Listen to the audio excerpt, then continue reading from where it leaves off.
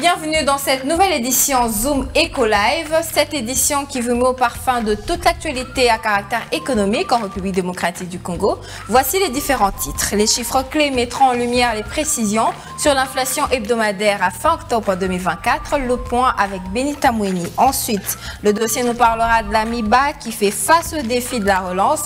Les précisions avec Judith Piombo. Mais avant de passer au peigne fin à tous ces différents titres, les nouvelles en bref, c'est parti. Débutons ces nouvelles en bref avec cette information. À fin septembre 2024, le gouvernement de la République démocratique du Congo a payé un montant total de 232,2 milliards de francs congolais, montant équivalent à 81,5 millions de dollars au titre de la dette publique. D'après les données des états de suivi budgétaire provisoire, ce montant inclut le principal de la dette publique en capital, évalué à 171,4 milliards de francs congolais, ainsi que des intérêts totalisant 60,8 milliards de francs congolais.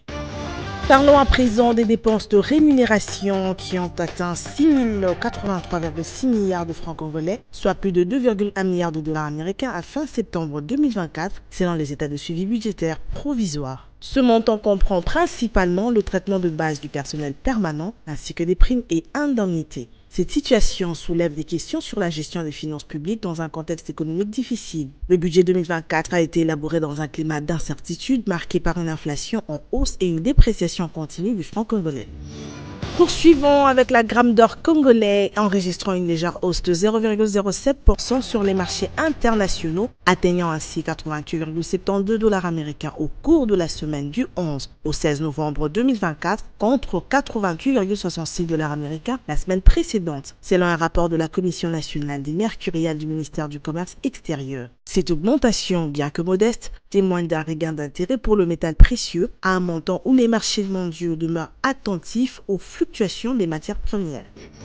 Et on finit cette session de nouvelles en bref avec cette information sur Congo Airways qui renforce sa flotte avec un nouvel avion de type Boeing 737-800. La compagnie nationale de la République démocratique du Congo, illustrant un engagement fort du gouvernement à appuyer la compagnie dans sa stratégie de renforcement opérationnel. Arrivé mardi soir à Kinshasa depuis Rijeka en Croatie, l'appareil accueillera bientôt les passagers congolais avec une capacité de 174 sièges, dont 12 en classe affaires, pour offrir un confort renouvelé.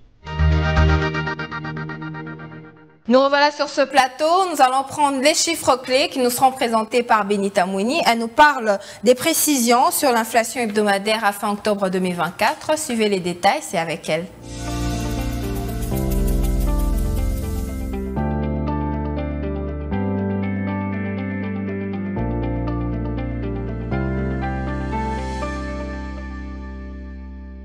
Benita Mouini, bienvenue. Merci Onawaka. Avec vous, nous parlons du niveau de l'inflation à fin octobre 2024. Mais avant d'y arriver, dites-nous qu'est-ce qui s'observe actuellement sur le taux de change en RDC.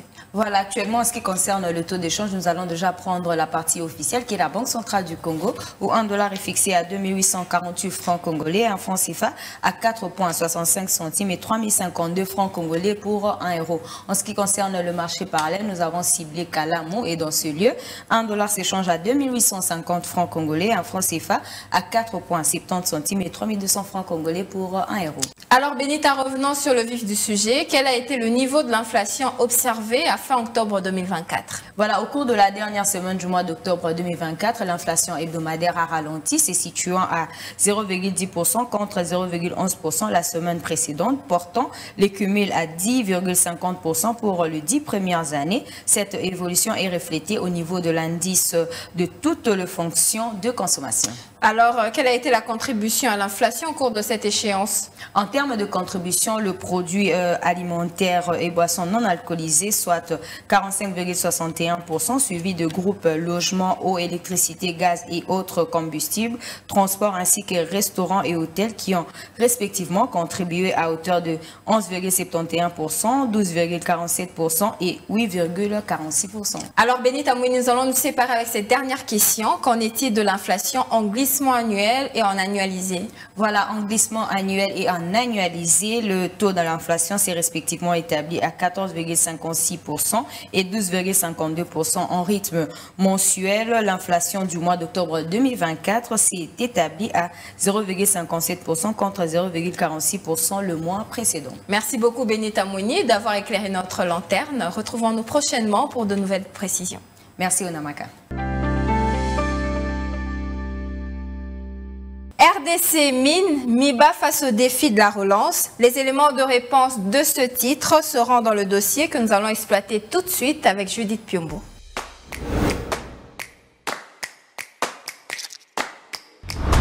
Nous l'avons annoncé, MIBA face au défi de la relance. On en parle avec vous dans ce dossier. Judith Piombo, bienvenue. Merci à vous, Nana. Alors, comment s'est présentée la situation de la société minière de Bakwanga durant cette année, précisément concernant la production de carats de diamants? Alors, vous devez savoir, Onamaka, que la situation de MIBA dans la province du Kasaï oriental reste quand même assez inquiétante, puisque si on doit se fier sur la dernière publication des chiffres de la cellule technique de coordination et de planification minière, qui est un service du ministère des Mines congolais, cette entreprise minière n'a produit aucun carat de diamant jusqu'au deuxième trimestre de l'année en cours, l'année 2024. Et bien, par quoi ceci se justifie? Alors, Onamaka, pour y répondre, on va se baser sur les propos du directeur général de la MIBA qui a attribué justement cette situation à l'arrêt prolongé des activités de cette entreprise, mais également à ses différents défis financiers. Mais il espère quand même à une relance. Et en parlant des relances, il y a de quoi rappeler que c'est depuis août de l'année en cours que ce sujet justement a été abordé lors de la réunion du Conseil des ministres où le gouvernement a opté pour un plan de relance de la MIBA qui a été estimé à près de 70 millions de dollars américains. Et ce plan se décline en 5 axes prioritaires, à savoir la certification des réserves minières, la sécurité des concessions, les investissements liés à la production, les charges du personnel et suivi évaluation, ainsi que les autres investissements. Alors Judith, il y a une autre entreprise dans cette même contrée, Sakim. Quel est son bilan durant cette même période? Selon le ministère des Mines, cette entreprise a produit plus de 873 000 carats durant la même période, ce qui a été évalué à près de 98% de la production industrielle. Bien, quel est le défi de la relance d'Amiba justement? Selon le document 8 relatif à la déclaration sur les risques budgétaires dans le projet de loi des finances sur l'exercice 2025, sous examen justement au Parlement, l'Amiba est parmi les entreprises publiques en état de faillite non déclarée. Mais les entreprises prévoient quand même, cette entreprise prévoit quand même une montée significative, notamment en 2026, avec une production annuelle estimée à 2 438 484 carats et un chiffre d'affaires de 58 953 725 dollars américains. Mais le défi demeure quand même et celui de croire à l'atteinte de cet objectif, c'est difficile d'y croire parce que tant que le gouvernement n'a pas respecté ses engagements, il sera difficile d'y arriver. Merci beaucoup Judith Piombo de nous avoir éclairci à ce sujet. J'espère vous retrouver prochainement. Merci à vous. Suivez-moi tout le jour à travers Zoom Wednesday sur Zoom Eco Live. Abonnez-vous sur notre chaîne YouTube. Zoom Eco Live, la référence de l'actualité économique en RDC. Le marché du jour nous revient sur la table avec les prix des aliments nutritifs pour les nourrissons. Découvrons les détails dans Zoom Wednesday avec Naomi Kandé.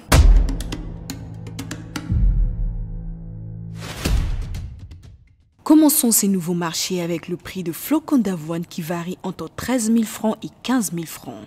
On trouve aussi les flocons d'avoine en boîte qui se vendent au prix de 21 150 francs. Pour le maman qui nourrissent leur bébé avec du soya, on a pour vous le prix de soya qui revient tout droit de la ville de Goma et se vend à 19 000 francs pour la petite boîte. La grande boîte de soya coûte 35 000 francs congolais. Zoom Wendy a sélectionné pour vous le prix de quelques céréales de la marque Cérélac. Une boîte de céréales à base de bananes pour bébé de 7 mois se vend à 17 000 francs. Un petit carton de 4 mois à base de fraises se vend à 7 700 francs. Celui de nourrisson de 6 mois, le prix se fixe à 8 650 francs. On a pensé aux nourrissons de 8 mois avec un céréal de plusieurs fruits qui se vend à 19 500 francs congolais. La boîte de céréales de 9 mois à base de bananes se vend à 21 250 francs. Et pour finir, une boîte de céréales de 10 mois coûte 22 000 francs congolais à Kinshasa.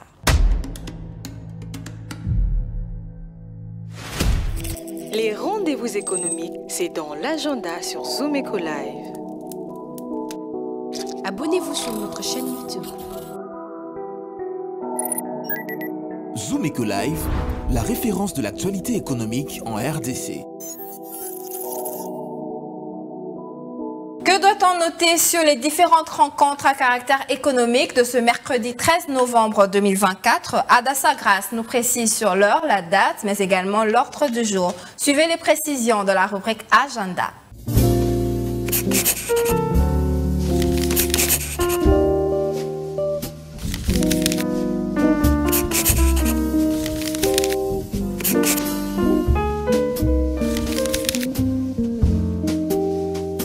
Bienvenue à l'agenda, voici le rendez-vous du jour. Le 13 novembre 2024 débutera une formation en gestion des entreprises à Kinshasa. À présent, rappelons que la 10e édition du Business Forum Makutano, le premier réseau d'affaires d'Afrique centrale, aura lieu à Kinshasa du 13 au 15 novembre 2024 et sera axée sur les thèmes des New Deal. À ne pas louper, la 3e édition du débat de l'intelligence économique qui est prévue du 15 jusqu'au 16 novembre 2024 à l'hôtel Pullman Grand Hôtel de Kinshasa et sera axée sur rendre l'Afrique grande et plus résilient. Enfin, une conférence entrepreneuriale est prévue le samedi 16 novembre 2024 à Brazzaville et sera axée sur améliore ta concentration pour l'atteinte des objectifs. Merci de nous avoir suivis. Au revoir.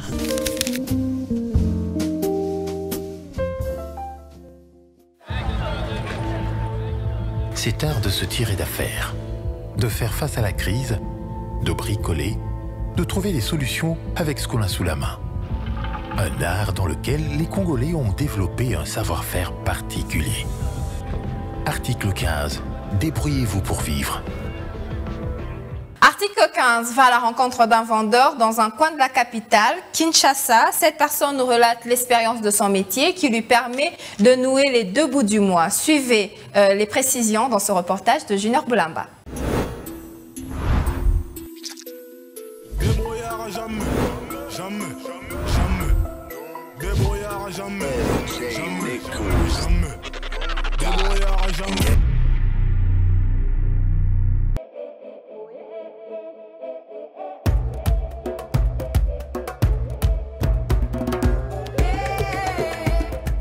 Né à Ikela, là où j'ai fait mes études primaires.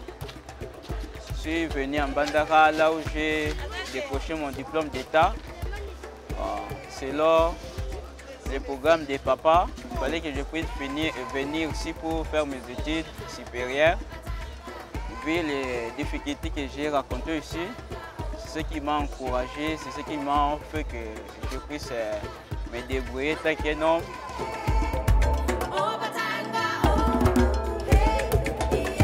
Bon, c'est déjà 3 ans. C'est déjà 3 ans que je suis là.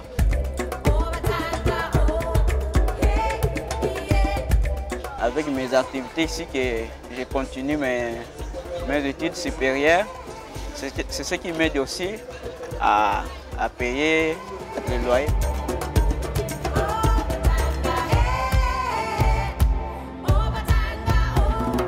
Je suis célibataire, je n'ai pas encore l'enfant, ni femme.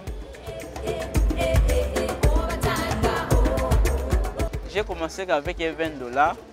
À cet âge-là, je n'avais pas les moyens. Bon, j'étais obligé de commencer avec le peu que j'avais.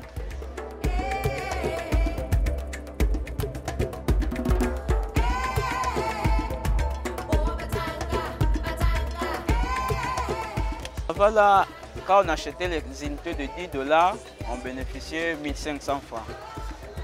Avec les unités de $10.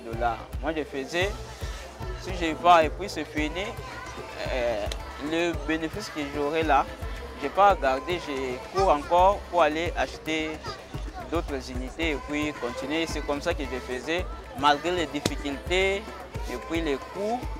Mais maintenant, je suis déjà dans les 1000. Je suis déjà dans les $1000.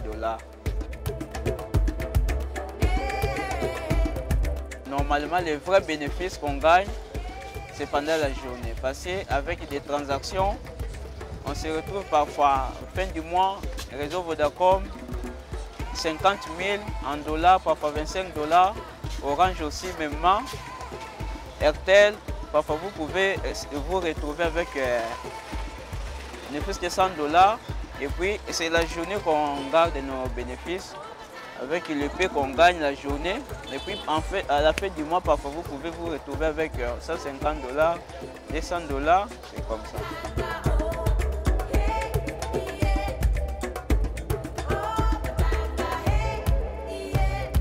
On connaît déjà avec les criminels, prenons le cas des criminels. Quand on connaît que non, là où tu travailles, tu touches un peu de l'argent, bon, vous courez trop de risques.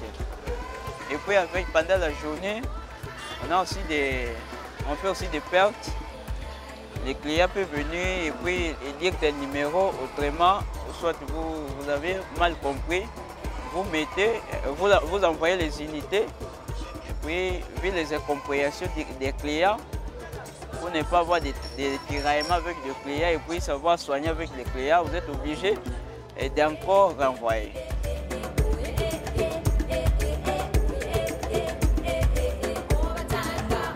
J'ai mes ambitions, j'ai mes programmes aussi.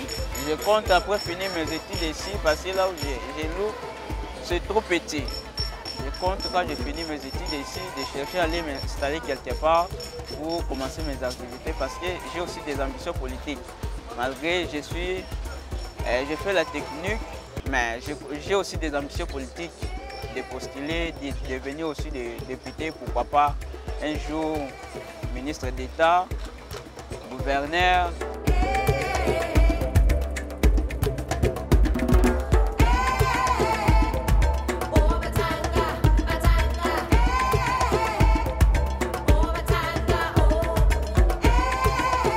Je peux qu'encourager tous les jeunes parce que pour devenir millionnaire ou soit un grand homme, on commence pas toujours avec beaucoup d'argent.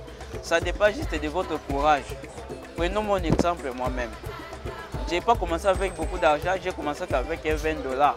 Mais le 20 $ là, maintenant je me retrouve avec un fonds parfois de 1000 $. Puis ça me permet aussi à faire mes besoins au lieu d'attendre que les parents puissent m'envoyer à chaque star ou soit aller demander par-ci par-là à toute la famille. Au lieu d'aller demander, je suis obligé d'aller me battre moi-même. Pour commencer les activités, on n'attend pas seulement d'avoir un gros somme. Seulement avec le peu que tu as. Il faut juste avoir la décision et puis une détermination.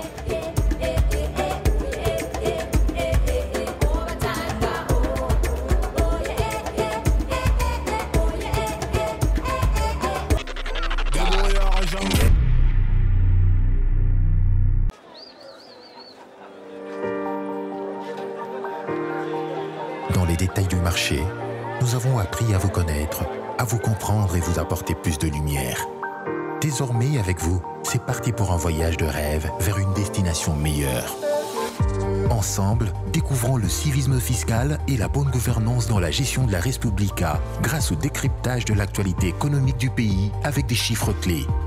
Avec une équipe de professionnels, découvrez le quotidien des Congolais en exclusivité à travers des dossiers et analyses approfondies. Zoom Eco TV, la référence de l'actualité économique en RDC. C'est ainsi que se referme cette édition. Merci de nous avoir suivis. Retrouvons-nous prochainement pour de nouvelles informations à caractère économique. Au revoir et à très bientôt.